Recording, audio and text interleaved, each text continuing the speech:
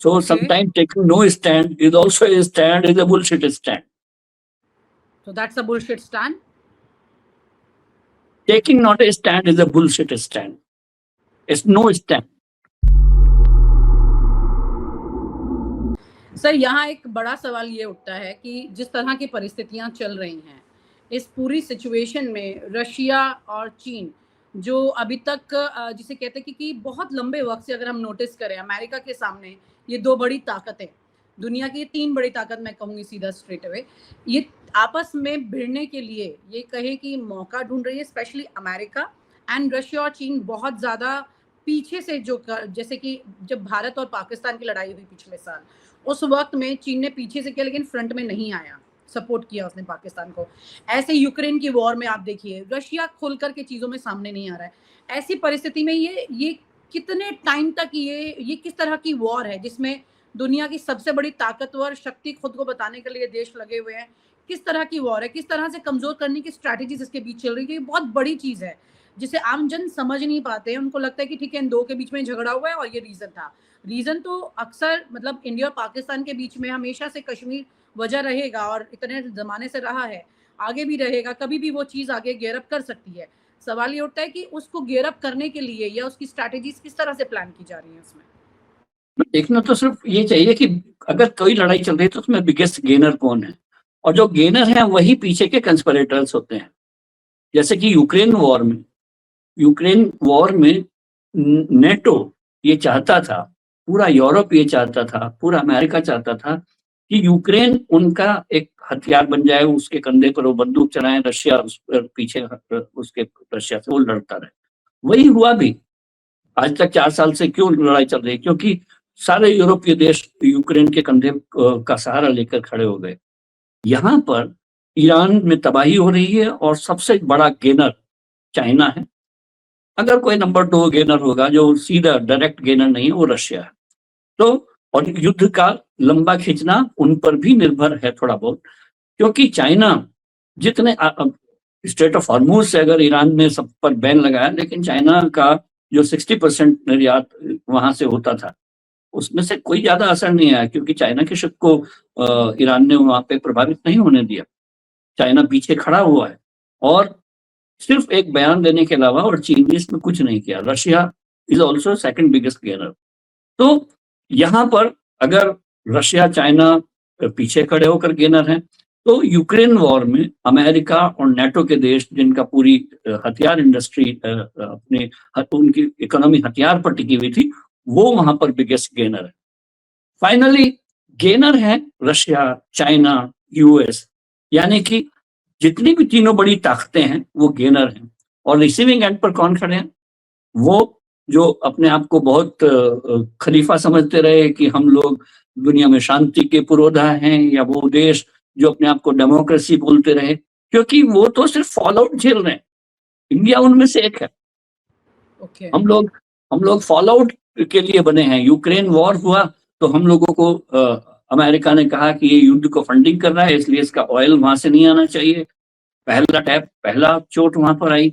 फिर हॉर्मुज बंद हुआ तो हम लोगों को ये पता चला कि हमारे सारे शिप अटक के रह गए वहां पर। 20% ऑयल वहां से आना बंद हो गया। तो भारत या जितने भी साउथ ईस्ट एशियन कंट्रीज हैं, इवन ताइवान, इवन जापान, ये फॉल आउट झेलने वाले देश हैं। और मुझे बिल्कुल हैरत होती है कि जिन देशों को इन युद्ध से सबसे बड़ा नुकसान हो रहा है वो सिर्फ मूक दर्शक हैं। एक समय था जब यूनाइटेड नेशन के बैनर तले ये देश इकट्ठा होकर पूछा तो करते थे कि ये युद्ध कर क्यों रहे हो और इसका अंजाम क्या होगा। लेकिन आज के समय में वो सिर्फ अपने आप को परिस्थितियों के हिसाब से ढालने में लगे हुए हैं। और ये बहुत बड़ी, और इसी वजह से ये तीनों जो बड़ी ताकतें हैं ये खुलकर खेल पा रही हैं कि उनको लगता है कि कोई चैलेंज करने वाला हम पर नहीं है। ऐसी क्या प्रॉब्लम है सर जिसकी वजह से ये इतने प्रेशर में आ रहे हैं सबके सब? ये प्रॉब्लम तो आज से नहीं है। जब यूनाइटेड नेशन का पतन होना शुरू हुआ कि लोग उसके झंडे की बात मानना बंद कर दिए, सुरक्षा परिषद कमजोर हो गई, तो इस तरह की बातें हुई। और जितने भी डिसरप्शंस हैं वो मुझे लगता है कि चाइना और अमेरिका ये मिलकर हर 4 साल का एक इन्होंने साइकिल बना रखी है डिसरप्शन की। और वो डिसरप्शन इतना हद तक करते हैं कि पूरी दुनिया की इकोनॉमी को स्क्वीज कर देते हैं, और फिर उसके बाद त्राही त्राही होती है, उसके बाद इनके सारे सप्लाई चेन खुल जाती है। 2020 यानी कि 2020 से 22 तक एक बड़ा डिसरप्शन लोगों ने किया कोविड महामारी के रूप में, और वो वुहान समिट से शुरू हुआ था और अगली G20 समिट में जाके कोविड महामारी खत्म हो गई थी। 4 साल बाद मैं ये सोच रहा था कि उस समय की अगर कोविड की महामारी खत्म हो गई, डिसरप्शन खत्म हो गया, तो एक नया डिसरप्शन क्या होगा। तो मिडिल ईस्ट की वॉर, यूक्रेन की वॉर, गाजा की वॉर, ये दूसरा तरह का डिसरप्शन है जो ये बड़े तीनों देश करते रहे हैं। लेकिन ऐसी सिचुएशन में जो आपने कहा कि जो बाकी कुछ कंट्रीज ऐसी, एक तो ए कैटेगरी कंट्रीज हो गई हैं ये सब, उसके बाद बी कैटेगरी में हमारे जैसे कंट्रीज आ गई हैं जो कि इस चीज़ें फॉलो कर रही हैं, लेकिन कंट्री में इसका बहुत मेजर इम्पैक्ट होता है कि आप अमेरिका को फॉलो करके चल रहे हैं।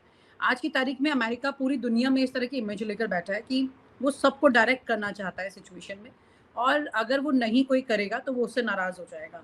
तो अमेरिका इस सिचुएशन में कितना ऐसा स्ट्रांग है कि वाकई में अगर वो नाराज़ होता है तो बड़े डैमेजेस दे सकता है। क्योंकि पिछले दिनों जो टैरिफ वॉर हमने देखी है, जो लोगों को अभी तक समझ में भी नहीं आई है क्लियरली, तो उसमें ज़रा सा भी कुछ उसके हिसाब से नहीं चलना एक बड़ी बगावत माना जाता है। प्रधानमंत्री नरेंद्र मोदी की स्ट्रैटेजी को किस तरह से आप इस सिचुएशन में देखते हैं? जैसे कि ईरान और यूक्रेन एक रिसीविंग एंड में थे, ऐसे ही भारत समेत जितने भी जो फॉल आउट झेलने वाले देश हैं, वो अपने आप को एक रिसीविंग एंड में देख रहे हैं, वो किसी फ्रंट एंड में नहीं है। लेकिन जो पर्दे के पीछे चल रहा है, वो अगर आप देखें तो उसका अंजाम ये है कि आज नहीं तो कल अमेरिका की ताकत कमजोर होने वाली है। क्योंकि जैसे कि भारत को 2 गैस टैंकर गुजरने की अनुमति अगर ईरान ने दी, तो वो ऐसा नहीं है कि हमारे प्रधानमंत्री या हमारे विदेश मंत्री ने उनसे कहा होगा कि देखिए हम बहुत अच्छे दोस्त हैं और ये हमारा गैस टैंकर आने दीजिए, हम और आप तो बड़े अच्छे मुल्क हैं, हमारे तो पुराने, ऐसा नहीं हुआ होगा। उसमें कुछ ना कुछ पीछे है जो समझौते हुए होंगे। जैसे कि ईरान की मंशा ये है कि जो ब्रिक्स का नया मेंबर बना था, ईरान की मंशा ये है कि जब ब्रिक्स की समिट हो तो भारत, जो कि इस साल का चेयरमैन है, तो उस समय इसराइल और अमेरिका के खिलाफ एक निंदा प्रस्ताव आए, जैसे कि पुरानी ब्रिक्स में आया था, और चेयरमैन होने के नाते भारत उसमें कोई बाधा ना डाले, ये एक रहा होगा। पूरी साउथ ईस्ट एशिया में या चाइना में ये सबको पता है कि दूसरी शर्त ईरान ने लगातार ये रखी है कि हॉर्मूज से सिर्फ वही एनर्जी गुजरने दी जाएगी जिसका ट्रेड युआन में होगा, चाइनीज करेंसी में होगा। यानी कि वो डॉलर को कमजोर करके, जो 1971 में कभी कुछ हुआ था कि जब अमेरिका ने अपनी मंशाएं थोप दी थी कि तेल का जो भी कारोबार होगा वो डॉलर में होगा, और उसके बाद से पेट्रोल डॉलर एक मजबूत करेंसी बनकर उभरा। डॉलर पेट्रोल का जो कॉम्बिनेशन था, और उसको हम पेट्रो डॉलर इकोनॉमी बोलते हैं, वो उससे अमेरिका लगातार मजबूत होता चला गया। अगर हॉर्मूज का ये असर होता है कि वहां से गुजरने वाला ऑयल युआन करेंसी में ही होगा, इंक्लूडिंग इंडिया का ऑयल भी, इंडिया का गैस भी, या कहीं भी वर्ल्ड ओवर का जो होगा, जो ईरान को पर्दे के पीछे से चलाने वाले चाइना ने तय किया है कि ये सब युआन करेंसी में होगा, तो ऐसे में होगा ये कि डॉलर अपने आप नीचे खिसकता चला जाएगा। अब ये लड़ाई सीधे सीधे चाइना और अमेरिका की चल रही है, ईरान इसके अंदर प्रॉक्सी वॉर है ये, प्रॉक्सी वॉर। जो पहले रशिया और यूएस की वॉर थी, वो यूक्रेन में प्रॉक्सी वॉर थी। ये ईरान की वॉर, चाइना की वॉर है। रशिया और चाइना जो धीरे धीरे करके अलग अलग वॉर में अमेरिका को इंडल्ज कर रहे हैं, एक तरह से ये कहा जाए उससे, और ऐसे में भारत को देखना चाहिए कि हमारे हित कहाँ हैं। हाँ, कैसे देख रहे हैं मोदी जी ये? हमारे जियोग्राफिकल एडवांटेजेस कहाँ हैं। हम लोग इस एशिया सब कॉन्टिनेंट के इतने बड़े देश हैं, इतनी बड़ी इकोनॉमी, तो हमको अमेरिका के साथ ज्यादा खड़े होने में फायदा है, या चाइना, रशिया, इंडिया जैसे 3 बड़े देश अगर दुनिया के मिल जाए तो पूरी दुनिया की यूनिपोलैरिटी को तोड़ सकते हैं वो। लेकिन हो ये रहा है कि हम लोग एक ऐसे मोह माया जाल में फंस जाते हैं कि जिसमें लगता है कि चाइना हमारा परमानेंट दुश्मन रहे, भले ही रशिया हमारा परमानेंट दोस्त रहे। इन डिलेमा को खत्म करके भारत को एक क्लियर कट स्टैंड लेनी होगी। स्टैंड का मतलब ये नहीं है कि हम सबके साथ हैं, ये न्यूट्रल स्टैंड है। Neutral stand is a new stand. उसमें कोई ये पीवी नरसिम्हा राव वाली थ्योरी नहीं चलेगी यहाँ पर कि sometime taking no decision is also a decision. So Okay. sometimes taking no stand is also a stand, is a bullshit stand. So that's a bullshit stand.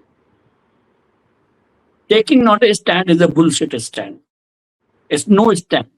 और आप हमसे जुड़े रहने के लिए सब्सक्राइब करें YouTube पर, फॉलो करें Twitter पर और लाइक करें Facebook पर। और ज्यादा जानकारी के लिए आपको टाइप करना होगा सिर्फ न्यूज़ नशा।